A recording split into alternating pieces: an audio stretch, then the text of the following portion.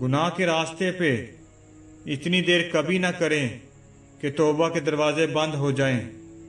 अभी मोहलत है, अल्लाह की तरफ पलट आएं, उसकी रहमत आपकी मुंतजर है।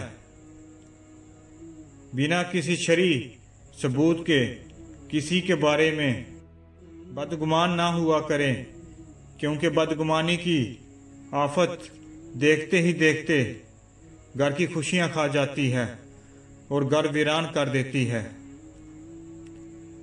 सिर्फ अपने आप को साफ रखना निस्फ ईमान नहीं, अपनी सोचों और दिल को भी साफ रखना निस्फ ईमान है।